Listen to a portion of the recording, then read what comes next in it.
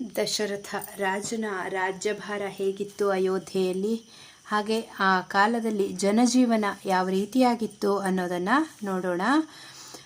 ಆ ಅಯೋಧ್ಯ ಪಟ್ಟಣವನ್ನು ಆಳುತ್ತಾ ಇದ್ದಂತಹ ದಶರಥ ಮಹಾರಾಜನು ವೇದವನ್ನು ಸಾಂಗವಾಗಿ ತಿಳಿದವನಾಗಿದ್ದನು. ಶೂರರನ್ನು, ವಿದ್ವಾಂಸರನ್ನು ಧನಮಾನಾದಿಗಳಿಂದ ಸಂಗ್ರಹಿಸುತ್ತಿದ್ದನು. ಶೀಘ್ರದರ್ಶಿಯಾಗಿದ್ದನು ದಶರಥ. ಮಹಾಪ್ರತಾಪವುಳ್ಳವನು ಕೂಡ. ಪ್ರಜೆಗಳಿಗೆ ಅತಿ ಪ್ರಿಯನಾದ ರಾಜನಾಗಿದ್ದನು. ಇಕ್ಷ್ವಾಕು ವಂಶೋತ್ಪನ್ನನಾದಂತಹ ಅವನು 10,000 ಮಹಾರಥರೊಡನೆ ಇತರರ ಸಹಾಯವಿಲ್ಲದೆ ಯುದ್ಧ ಮಾಡುತ್ತಿದ್ದುದರಿಂದ ಅತಿರಥ ಎನಿಸಿಕೊಂಡಿದ್ದನು. ಅನೇಕ ಯಾಗಗಳನ್ನು ಮಾಡಿದ್ದ ದಶರಥ ಪ್ರಜೆಗಳಿಗೆ ಅನುಕೂಲವಾಗುವಂತೆ ಕೆರೆ, ಬಾವಿ ಮುಂತಾದವುಗಳನ್ನು ತೋಡಿಸಿ ಪ್ರಜಾಪಾಲನ ಧರ್ಮದಲ್ಲಿ ನಿರಂತರವಾದಂತಹ ಆಸಕ್ತಿ ಉಳ್ಳವನಾಗಿದ್ದ. ಪ್ರಜೆಗಳನ್ನು, ಸಾಮಂತ ರಾಜರನ್ನು, ಅಮಾತ್ಯ ದಂಡನಾಯಕರನ್ನು ಸ್ವಾಧೀನದಲ್ಲಿ ಇಟ್ಟುಕೊಂಡಿದ್ದನು. ಅವನು ವಸ್ತುತಃ ರಾಜರ್ಷಿಯಾಗಿದ್ದರೂ ಮಹರ್ಷಿಗಳಿಗೆ ಸಮಾನನಾಗಿದ್ದನು.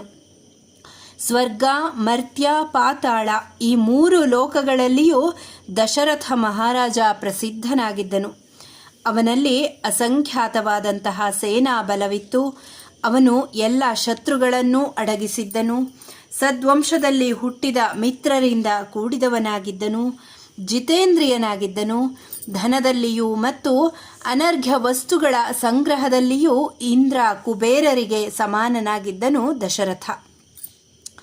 ಹಿಂದೆ ವೈವಸ್ವತ ಮನುವು ಮಹಾ ತೇಜಸ್ಸಿನಿಂದ ಕೂಡಿದವನಾಗಿ ಲೋಕವನ್ನು ಹೇಗೆ ರಕ್ಷಣೆ ಮಾಡುತ್ತಾ ಇದ್ದನೋ ಅದೇ ರೀತಿಯಲ್ಲಿ ಮಾನವ ಕುಲ ವತಂಸನಾದಂತಹ ದಶರಥನು ಕೂಡ ಅಯೋಧ್ಯೆಯಲ್ಲಿ ವಾಸಿಸುತ್ತಾ ಭೂಲೋಕವನ್ನು ಪಾಲನೆ ಮಾಡುತ್ತಿದ್ದ. ದಶರಥನು ಸತ್ಯವ್ರತನಾಗಿ ಧರ್ಮಾರ್ಥ ಕಾಮ ಎಂಬಂತಹ ಪುರುಷಾರ್ಥಗಳನ್ನು ಸಾಧನೆ ಮಾಡುತ್ತಾ ಇಂದ್ರನು ಅಮರಾವತಿ ಪಟ್ಟಣವನ್ನು ಪಾಲಿಸುವ ರೀತಿಯಲ್ಲಿ ಶ್ರೇಷ್ಠವಾದಂತಹ ಆ ಅಯೋಧ್ಯ ನಗರಿಯನ್ನು ಪರಿಪಾಲನೆ ಮಾಡ್ತಾ ಇದ್ದ. ಆ ಪಟ್ಟಣದಲ್ಲಿ ಎಲ್ಲ ಪ್ರಜೆಗಳು ನಿತ್ಯ ಸಂತುಷ್ಟರಾಗಿದ್ದರು. ಅನಕ್ಷರಸ್ಥರಾಗಲಿ ಅವಿದ್ಯಾವಂತರಾಗಲಿ ಅಲ್ಲಿ ಇರಲೇ ಇಲ್ಲ. ಸಕಲರೂ ವೇದಶಾಸ್ತ್ರಗಳನ್ನು ಅಧ್ಯಯನ ಮಾಡಿದ್ದರು. ಎಲ್ಲರೂ ಕೂಡ ಧರ್ಮಾತ್ಮರಾಗಿಯೇ ಇದ್ದರು. ತಮ್ಮ ತಮ್ಮ ವರ್ಣಾಶ್ರಮಗಳ ಅನುಷ್ಠಾನದಿಂದ ಬರುವ ಧನದಿಂದಲೇ ಸಂತುಷ್ಟರಾಗಿರುತ್ತಿದ್ದರು. ಪರರ ಧನವನ್ನು ಕಂಡು ಅಸೂಯೆ ಪಡುತ್ತಿರಲಿಲ್ಲ. ಲೋಭಿಗಳಾಗಿರಲಿಲ್ಲ. ಸರ್ವರೂ ಸತ್ಯವಾದಿಗಳಾಗಿದ್ದರು. ಆ ಪಟ್ಟಣದಲ್ಲಿ ಅಲ್ಪ ಧನವುಳ್ಳವನು ಯಾವನೂ ಇರಲಿಲ್ಲ. ಧರ್ಮ, ಅರ್ಥ, ಕಾಮಗಳನ್ನು ಸಾಧಿಸದ ಕುಟುಂಬಿಯೂ ಯಾರೂ ಇರಲೇ ಇಲ್ಲ. ಎಲ್ಲರ ಮನೆಗಳಲ್ಲಿಯೂ ಅನೇಕ ಹಸುಗಳು, ಕುದುರೆಗಳು ಇರುತ್ತಿದ್ದವು. ಕುಟುಂಬಿಗಳ ಮನೆಗಳೆಲ್ಲವೂ ಧನಧಾನ್ಯ ಸಮೃದ್ಧವಾಗಿದ್ದವು. ಅಯೋಧ್ಯೆಯಲ್ಲಿ ಕೇವಲ ಕಾಮಾಸಕ್ತನಾದ ಮನುಷ್ಯನಾಗಲಿ, ಕದರ್ಯನಾಗಲಿ, ಕ್ರೂರಿಯಾಗಲಿ, ಅವಿದ್ಯಾವಂತನಾಗಲಿ, ಪರಲೋಕ ಮತ್ತು ಅದಕ್ಕೆ ಹೇತುಭೂತವಾದಂತಹ ಪಾಪ ಪುಣ್ಯಗಳು ಇಲ್ಲವೆಂದು ಹೇಳುವ ನಾಸ್ತಿಕನಾಗಲಿ ಅಯೋಧ್ಯೆಯಲ್ಲಿ ಇರಲೇ ಇಲ್ಲ. ಆ ಪಟ್ಟಣದಲ್ಲಿ ಪುರುಷರು ಮತ್ತು ಸ್ತ್ರೀಯರು ಧರ್ಮಶೀಲರು, ಜಿತೇಂದ್ರಿಯರು ಆಗಿದ್ದರು. ಎಲ್ಲರೂ ಸ್ವಭಾವಜನ್ಯವಾದಂತಹ ಸೌಶೀಲ್ಯ ಸದಾಚಾರಗಳಿಂದ ಮಹರ್ಷಿಗಳಂತೆ ನಿರ್ಮಲ ಚಿತ್ತರಾಗಿದ್ದರು. ದಶರಥನ ಪ್ರಜೆಗಳಾರೂ ಕರ್ಣಕುಂಡಲಾದಿಗಳಿಲ್ಲದವರು ಆಗಿರಲೇ ಇಲ್ಲ. ಎಲ್ಲರೂ ಕರ್ಣಾಭರಣಗಳನ್ನು, ಶಿರಸ್ತ್ರಾಣಗಳನ್ನು, ರತ್ನಮಾಲೆಗಳನ್ನು ಧರಿಸುತ್ತಿದ್ದರು. ತಮ್ಮ ಅಭಿಲಾಷೆಯನ್ನು ಪೂರ್ಣ ಮಾಡಿಕೊಳ್ಳುವ ಸಾಮರ್ಥ್ಯ ಉಳ್ಳವರಾಗಿದ್ದರು. ಕಾಲ ಕಾಲಕ್ಕೆ ಅಭ್ಯಂಜನ ಸ್ನಾನ ಮಾಡುತ್ತಲೂ ಚಂದನಾಗರುಗಳಿಂದ ಶರೀರವನ್ನು ಅನುಲೇಪಿಸಿಕೊಳ್ಳುತ್ತಲೂ ಇದ್ದರು. ಕುಂಕುಮ, ಕಸ್ತೂರ್ಯಾದಿ ಸುಗಂಧ ವಸ್ತುಗಳ ಪರಿಮಳವನ್ನು ಹೊರಸೂಸುತ್ತಿದ್ದರು. ಅಲ್ಲಿ ಆಹಾರಕ್ಕೆ ಅಭಾವ ಇರಲೇ ಇಲ್ಲ. ಎಲ್ಲರೂ ಮೃಷ್ಟಾನ್ನ ಭೋಜನವನ್ನೇ ಮಾಡುತ್ತಿದ್ದರು. ಅಯೋಧ್ಯೆಯಲ್ಲಿ ಅನ್ನದಾನ ಮಾಡದವರು ಯಾರೂ ಇರಲಿಲ್ಲ. ಎಲ್ಲರೂ ಅತಿಥಿಗಳ ಆಗಮನ ಆಕಾಂಕ್ಷಿಗಳಾಗಿರುತ್ತಿದ್ದರು.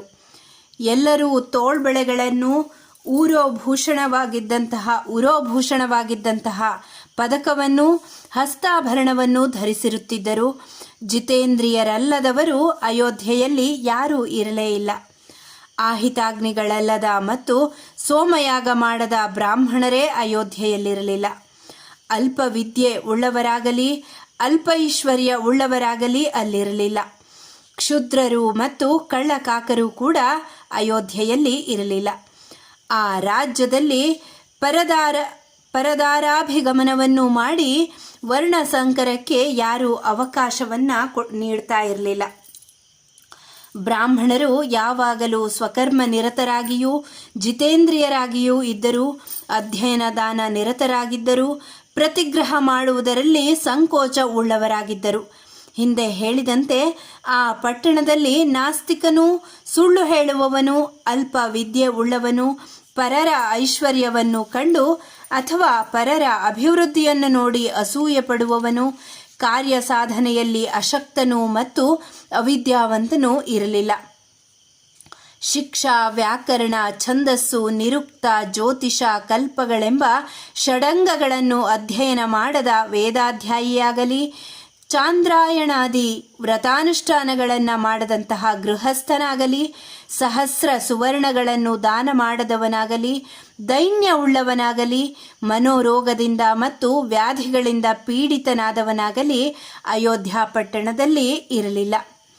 ಆ ನಗರಿಯಲ್ಲಿ ಸ್ತ್ರೀ ಪುರುಷರೆಲ್ಲರೂ ಕಾಂತಿಯಿಂದ ಕೂಡಿದವರಾಗಿಯೂ ಮತ್ತು ರೂಪ ಸಂಪನ್ನರಾಗಿಯೂ ಇದ್ದರು.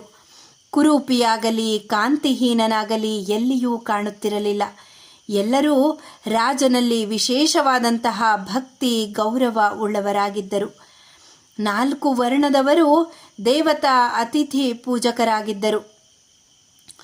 ಉಪಕಾರ ಸ್ಮರಣೆ ಉಳ್ಳವರಾಗಿಯೂ ದಾನಶೀಲರಾಗಿಯೂ ಸ್ವಕರ್ಮಶೂರರಾಗಿಯೂ ಕಷ್ಟ ಸಹಿಷ್ಣುಗಳಾಗಿಯೂ ಇದ್ದರು. ಅಲ್ಲಿಯ ಜನರೆಲ್ಲರೂ ಸತ್ಯ ಧರ್ಮಗಳನ್ನೇ ಆಶ್ರಯವನ್ನಾಗಿ ಪಡೆದಿದ್ದರು. ಅದರಿಂದಾಗಿ ಸರ್ವರು ದೀರ್ಘಾಯುಷ್ಯ ಉಳ್ಳವರಾಗಿದ್ದರು. ಪುತ್ರ ಪೌತ್ರರುಗಳಿಂದಲೂ ಸ್ತ್ರೀಯರಿಂದಲೂ ಕೂಡಿದವರಾಗಿ ನಿತ್ಯ ಸಂತುಷ್ಟರಾಗಿದ್ದರು. ಕ್ಷತ್ರಿಯರು ಬ್ರಾಹ್ಮಣರ ಆಜ್ಞಾನುವರ್ತಿಗಳಾಗಿದ್ದರು. ವೈಶ್ಯರು ಕ್ಷತ್ರಿಯರ ಆಜ್ಞಾನುವರ್ತಿಗಳಾಗಿದ್ದರು.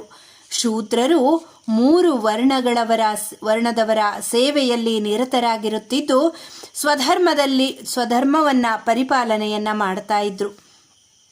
ಹಿಂದೆ ಧೀಮಂತನಾದಂತಹ ಮನು ಚಕ್ರವರ್ತಿಯಿಂದ ಈ ಭೂಮಿಯು ಪರಿಪಾಲಿತವಾಗಿದ್ದಂತೆ ಇಕ್ಷ್ವಾಕು ಕುಲೋತ್ಪನ್ನನಾದಂತಹ ದಶರಥನಿಂದ ಅಯೋಧ್ಯ ನಗರಿಯು ಪರಿಪಾಲಿತವಾಗಿತ್ತು.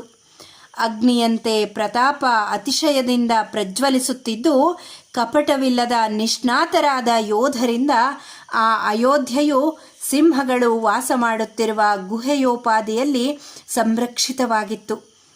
ದಶರಥನ ಅಪಾರವಾದಂತಹ ಅಶ್ವಸೇನೆಯಲ್ಲಿರುವ ಕುದುರೆಗಳು ಕಾಂಬೋಜ, ಬಾಹ್ಲಿಕ, ವನಾಯು ಮತ್ತು ಸಿಂಧು ದೇಶಗಳಲ್ಲಿ ಹುಟ್ಟಿದವುಗಳಾಗಿದ್ದವು ಮತ್ತು ಇಂದ್ರನ ಉಚ್ಚೈಶ್ರವಸ್ ಎಂಬಂತಹ ಕುದುರೆಯ ರೀತಿಯಲ್ಲಿ ಶ್ರೇಷ್ಠ ಲಕ್ಷಣಗಳಿಂದ ಕೂಡಿದ್ದವು.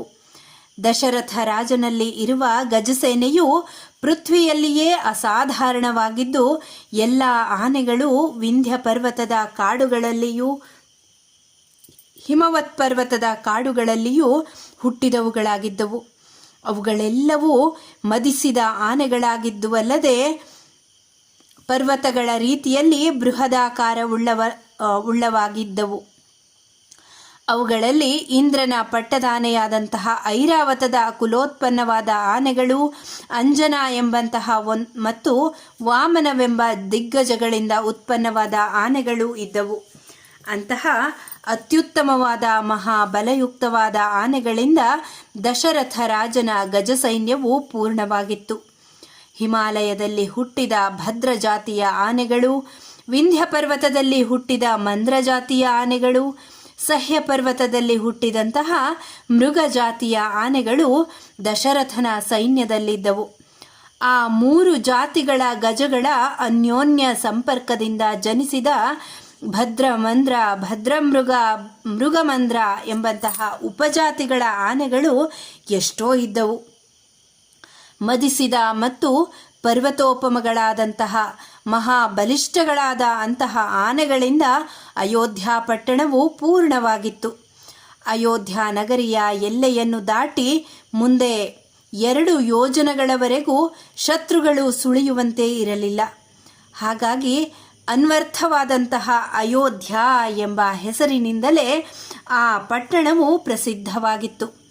ಅಂತಹ ವಿಸ್ತಾರವಾದ ಅಯೋಧ್ಯ ಪಟ್ಟಣದಲ್ಲಿ ವಾಸ ಮಾಡುತ್ತಾ ರಾಜ ದಶರಥನು ಕೋಸಲ ದೇಶವನ್ನು ಆಳ್ವಿಕೆ ಮಾಡ್ತಾ ಇದ್ದ.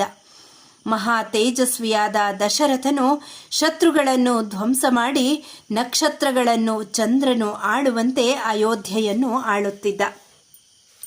ಬಲವಾದ ಹೊರಬಾಗಿಲುಗಳಿಂದಲೂ ಅಗಳಿಗಳಿಂದಲೂ ಕೂಡಿರುವ ವಿಚಿತ್ರವಾದಂತಹ ಗೃಹ ಪಂಕ್ತಿಗಳಿಂದ ಉಪಶೋಭಿತವಾದ ಸಾವಿರಾರು ಜನರಿಗೂ ಆಶ್ರಿತ ರಾಜರಿಗೂ ಆಶ್ರಯ ಸ್ಥಾನವಾದಂತಹ ಮಂಗಳಕರವಾದ ಅಯೋಧ್ಯ ಎಂದು ಅನ್ವರ್ಥನಾಮವನ್ನು ಪಡೆದಿರುವ ಅಯೋಧ್ಯ ನಗರಿಯನ್ನು ದೇವೇಂದ್ರನಿಗೆ ಸಮಾನನಾದ ದಶರಥನು ಆಳ್ವಿಕೆ ನಡೆಸ್ತಾ ಇದ್ದ. ಇದು 6ನೆಯ ಸರ್ಗ ಬಾಲಕಾಂಡದ್ದಾಗಿದೆ. ಧನ್ಯವಾದ ಸರ್ವೇಭ್ಯಃ.